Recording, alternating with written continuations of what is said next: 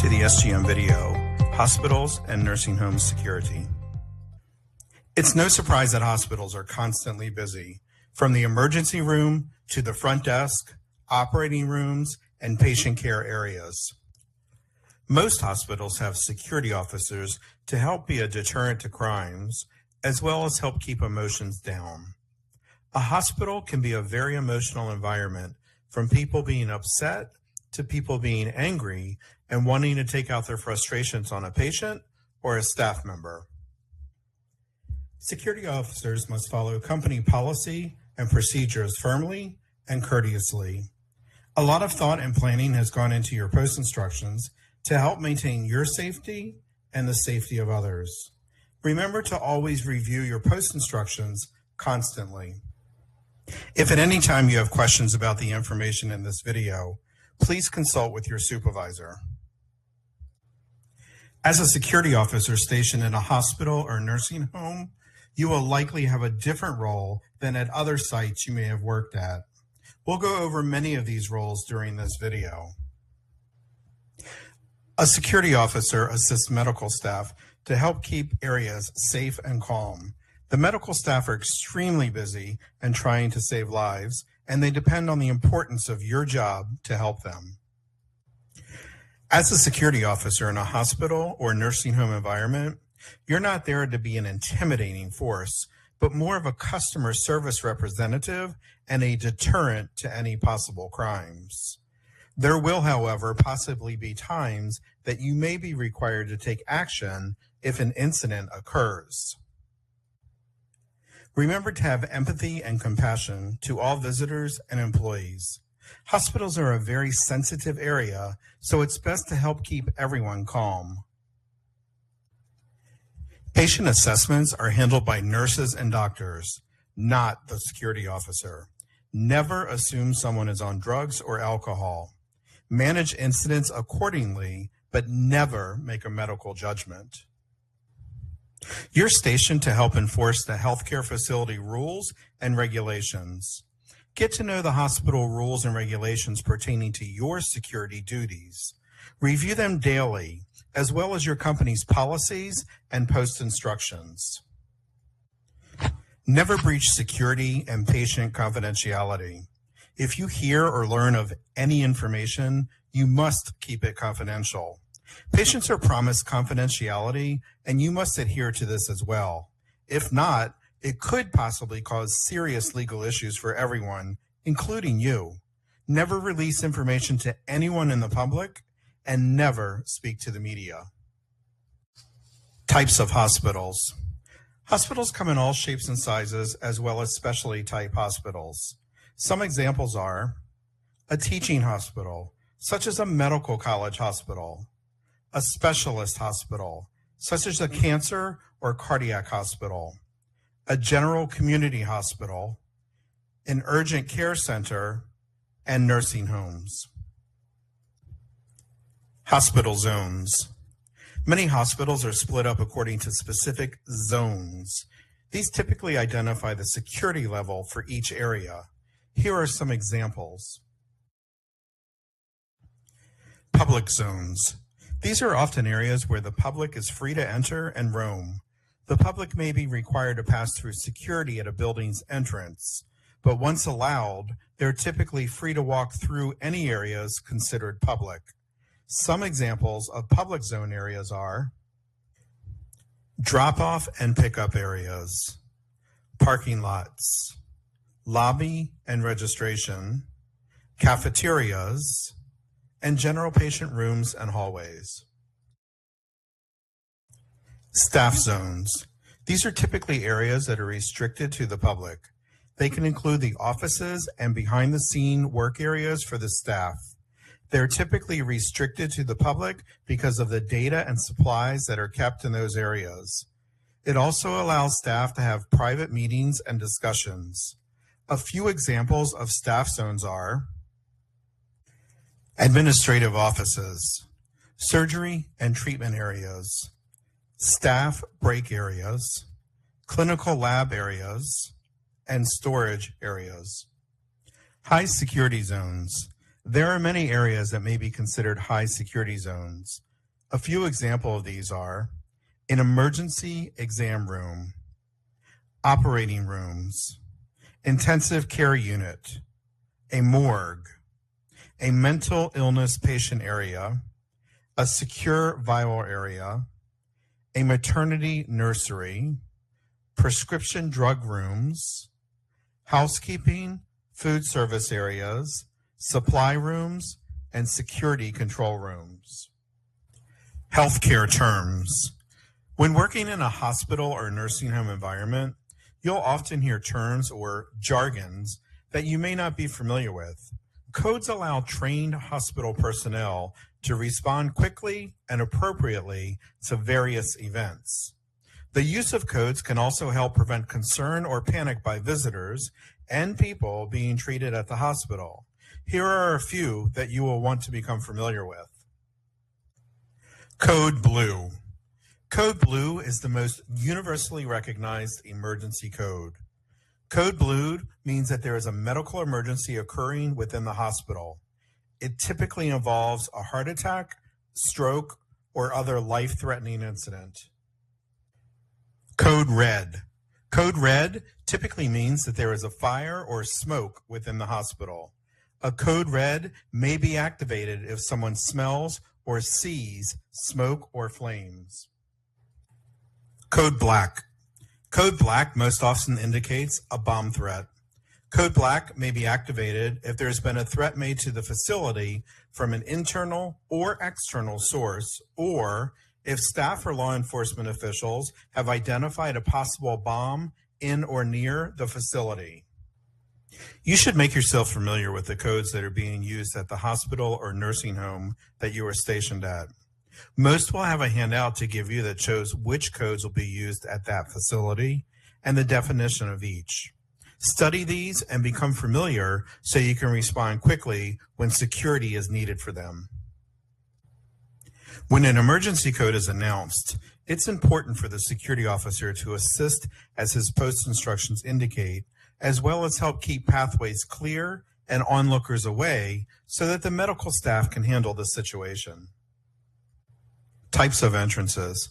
A hospital typically has many entrances to the building. These typically include front desk entrance. This is one of the busiest areas of the hospital or nursing home. This is where visitors and incoming patients check in. The check-in desk is either staffed with a hospital employee or a security officer.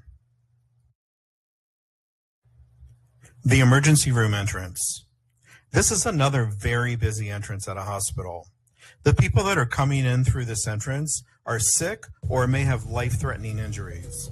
They're typically greeted at the desk by emergency room nurses who are trained to handle emergency medical situations.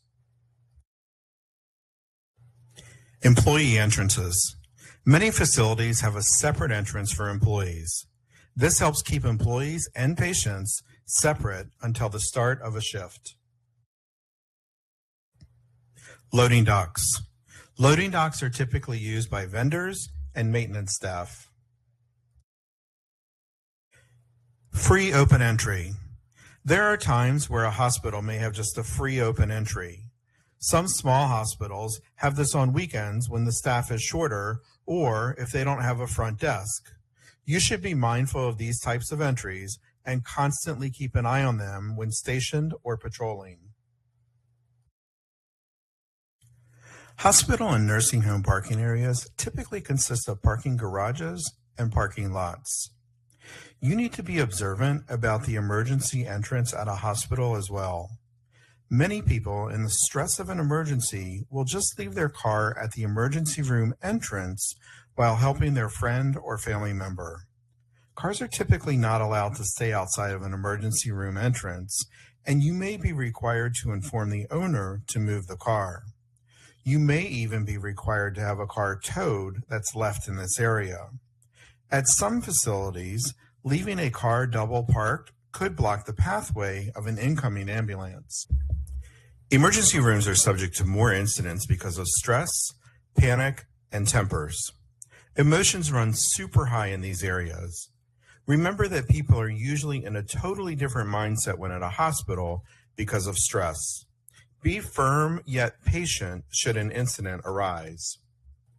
Enacted in 1986, the Emergency Medical Treatment and Active Labor Act is a federal law that requires anyone coming to almost any emergency department to be stabilized and treated regardless of their insurance status or ability to pay.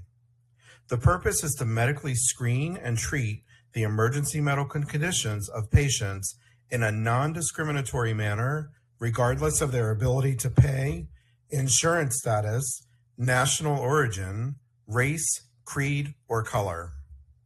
Any person who comes to the emergency department and requests treatment must receive a medical screening exam to determine whether an emergency medical condition exists. Under these terms, a security officer may not be authorized to tell someone to leave the emergency room premises. This could cause a liability and possibly court case.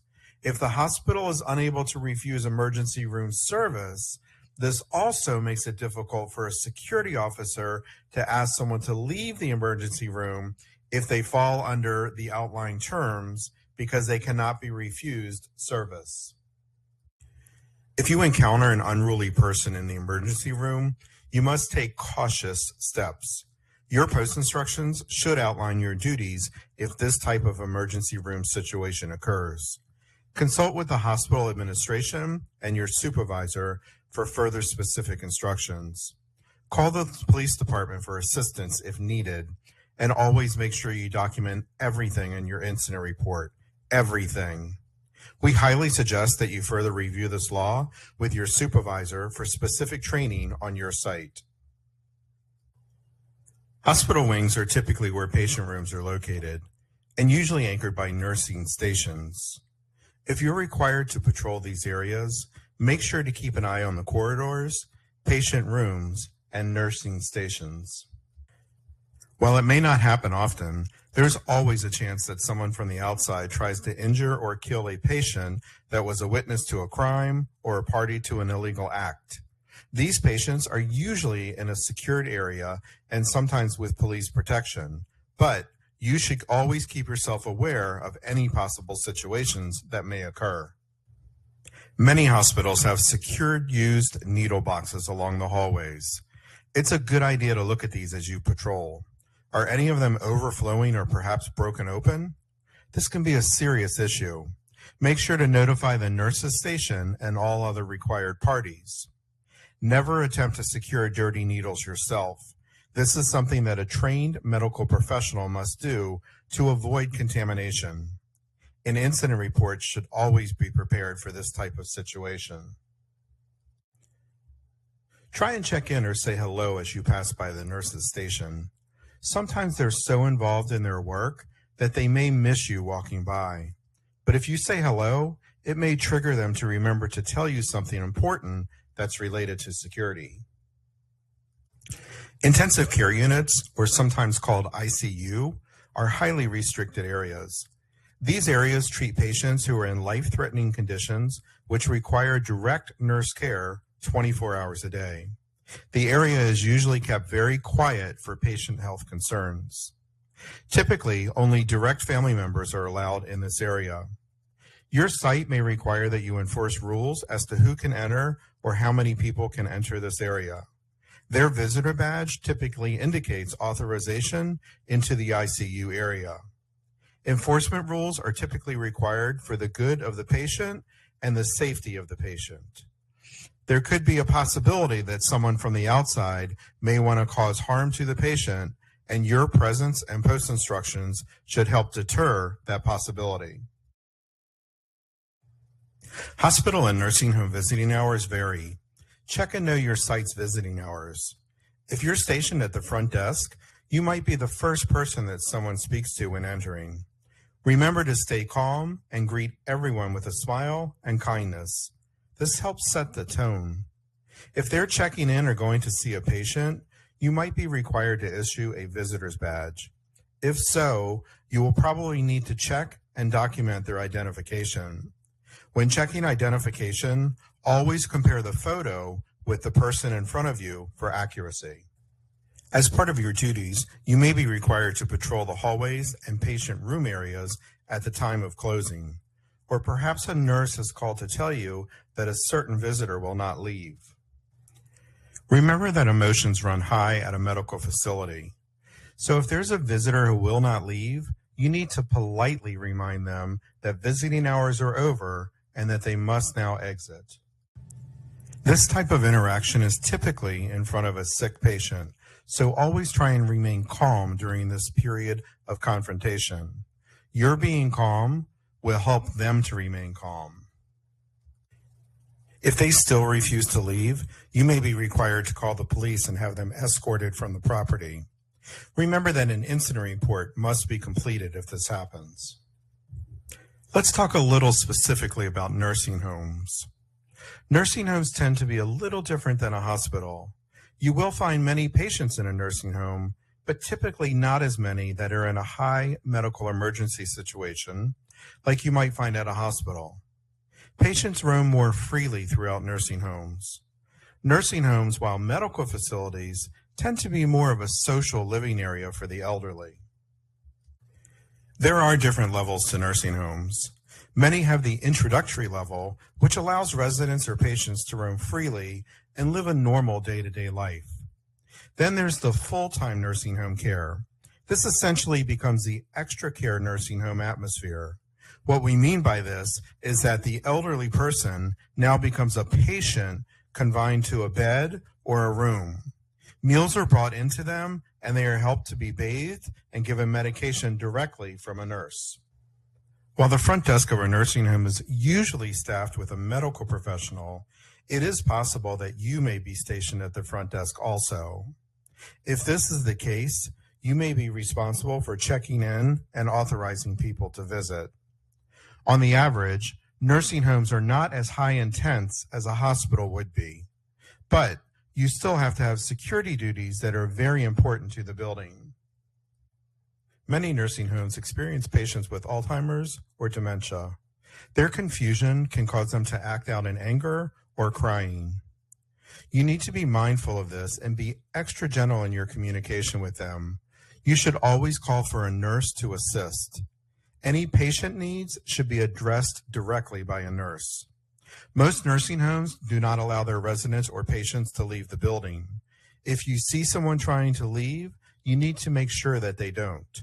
This can typically be done verbally and also by requesting a nurse to help take them back to the appropriate area. While nursing homes will have you typically patrol the hallways and the general areas, many nursing homes will not allow you to enter a patient's or resident's room, unless it's for an emergency. Do not enter a patient's room unless you are authorized. This is a liability that nobody wants, even if nothing were to happen. If at any time you have an issue or a problem and it's in the resident's room, you need to also notify the nurse immediately to get them involved. Common duties of hospital security. Here are some common duties that you can expect to perform while working at a hospital or a nursing home. Observe and report. Customer service, interacting with the public, patients, and staff. Greet and check in visitors. Control building access at entry points. Monitor equipment such as CCTV camera systems and fire alarm boards. Patrols, both internal and external. Emergency incident response. Public safety. Access control.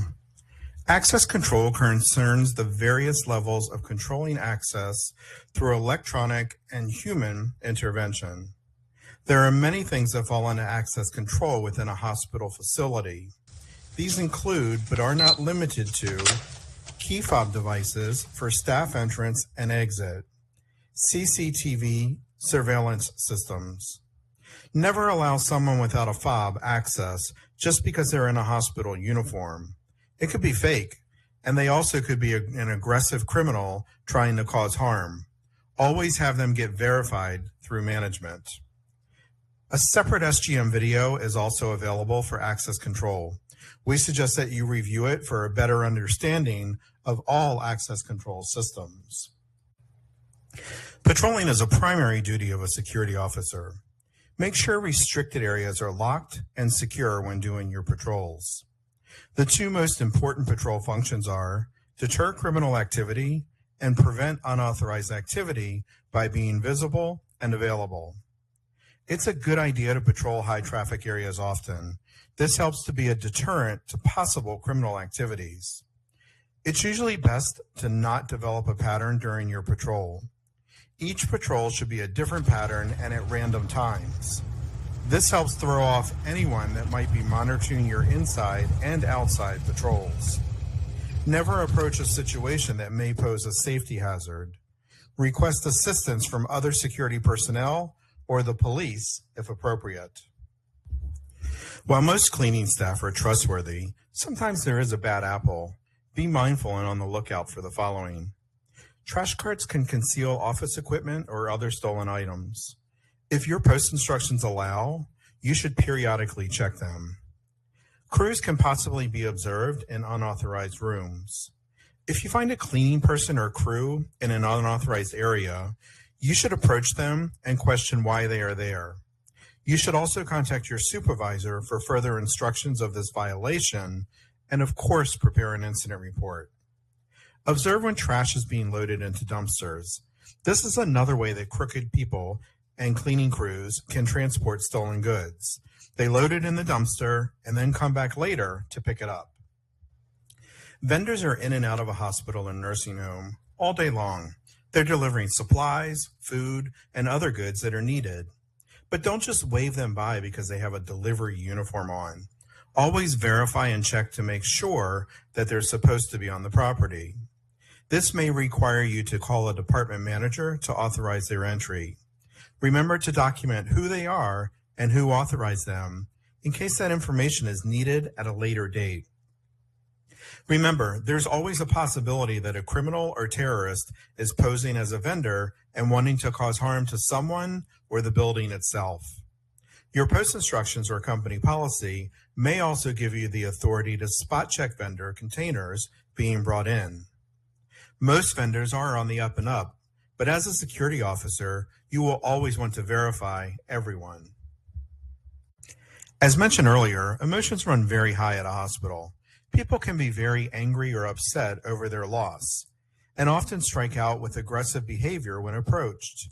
To help improve conflict resolution with a rude or aggressive person, a security officer should remember the following. Show you care. Use empathy statements to show you care. Use the correct tone. Don't smile, laugh, or mock at someone. Be neutral. Don't offer your opinion. Don't agree or disagree. Don't react. Don't respond to negative comments. Only interject with helpful content when necessary. Focus. Keep them focused on the important issue. Make angry conversations private. Try to have conversations away from crowds. Use timeouts. If confrontation escalates, allow one party to think by themselves for a short period, then address the concerns more effectively. Stay calm. Always remain calm and professional. Patient restraints. Check your post instructions concerning patient restraints. This can be a very controversial duty depending on your state or county regulations. Most of the time, they are only allowed to be used by medical professionals. Some states may require that the medical professional be licensed before using them. Mental illness patients can be found in many areas of the hospital. Many hospitals have a floor or area specifically dedicated to mentally ill patients to help keep them safe. These are typically highly restricted areas and require high levels of authorization for entry. Because of their mental illness, they sometimes can't control their actions. So to keep everyone safe, these areas remain restricted and extra caution should be practiced when patrolling or monitoring these areas. Threats and terrorism. There are some very serious possible threats that could occur at a hospital or nursing home. Some of these include the abduction of children or babies, someone trying to sabotage a patient's life support system, someone trying to kill a patient, a terrorist or person trying to contaminate food or water supplies, a bomb or bomb threat, someone trying to break in and steal prescription drugs and supplies. Make sure to study your site's post instructions on what actions are required should any of these incidents occur. If an active shooter situation should ever occur at your site, you'll need to take action to help keep everyone safe. This video does not train on an active shooter situation, and we recommend that you view the SGM video on this subject and complete an independent active shooter training program to help you be better prepared. The importance of effective communication. Effective communication is an important key to your safety. The elements required to be an effective communicator are trust, respect, understanding, empathy, and resolution. When you're able to, it's an effective method of customer service to offer assistance. Even if it's just holding the door open, picking up dropped items, or giving directions, people will appreciate the effort. Never talk down to people you're dealing with or people involved in a situation. For example, if you say something like, "You're both just acting like children," well, saying that will just make matters worse. It's better to say something like, "I understand there's a problem here. If you let me, maybe I can help." Now that would make them feel respected. Don't use jargons. Choose your words carefully. It's not a good idea to use slang or jargons when talking to people. A slang or jargon comment can lead to miscommunication and create a negative reaction. Your body language. Be aware and control your body language. Negative body language always has an adverse effect. Let's start with your approach. Never invade someone's personal space. Standing too close gives them the impression that you're intruding. A good distance is about an arm's length. Always face the person you are talking to with your hands at your sides. Never cross your arms in front of you. When you do that, it gives the impression that you're putting up a barrier, signaling that you don't trust them or that they're lying. Avoid negative facial expressions. Don't smirk, roll your eyes, squint your eyes, or look at them mean like you're being critical. Look concerned and occasionally nod your head as they're talking. This will make them feel that you're listening and understanding them. Facial expressions can be voluntary, like smiling for the camera, or involuntary, like getting caught in a barefaced lie. Whenever you see someone giving negative expression or negative body language, consider them to be clues regarding their current disposition and truthfulness. When someone is speaking to you and they don't make eye contact or they look away, look at the ground, or even look up at the sky, those could be signs of deception. The HEART method is a great tool to remember in a medical setting. The acronym HEART should help you remember the following steps when dealing with an unhappy or aggressive person. HEART stands for H. Hear the story. Listen to the story of the upset person. It's their turn to talk and inform you of an incident. E. Empathize with them. Let them know you understand. It's okay to say, "I can see why that would be very frustrating." A. Apologize. Apologize for the fact that they're upset. It can be as simple as, "I'm sorry that happened," or "I'm sorry that something made you feel that way." It's helping to get the person to calm down and show empathy towards them. R. Respond with suitable resolution options. Let them know what actions you'll be taking and who you'll be notifying. T. Thank them for their time and cooperation. This helps further to keep them calm. There are many areas in a hospital that may require you to wear a protective mask for safety. This is for your protection as well as the protection of the patients. The goal at a hospital is to help keep everyone medically safe. So please remember to abide by the hospital rules concerning what areas masks must be worn. Germs are at a high level in a hospital. Remember to always wash your hands or use hand sanitizers also. Most hospitals have washing and sanitizing stations throughout the building. While working as a security officer, it's possible that you may be involved in many incident events. Whether it's an incident that occurs in front of you or if you discover damage to the building after the fact, these all will require you to prepare an incident report. You might be asking yourself, why do I need to prepare an incident report? Well, the fact of the matter is that an incident report gives a formal or official account of happenings. It's a permanent written record of activity which documents important facts. The documented report is not only helpful for management to review what happened, it can be a great help in the future in case of a court case. So you can see how important it is to document as much information that you have now. Your incident report must be factual, accurate, and complete. Take notes as soon as possible so the facts do not escape your memory. Fire safety. Patients, visitors, and staff have the right to feel safe from fires and other emergencies. If you're assigned to a hospital, part of that responsibility becomes yours. While you're not expected to fight a fire, you are expected to be aware of hazards that could cause fires and to alert the fire department. In the case of an active fire or fire emergency, you must without delay notify the fire department and help evacuate the premises immediately. Evacuation procedures in a hospital or a nursing home will be determined by your post instructions and the hospital staff.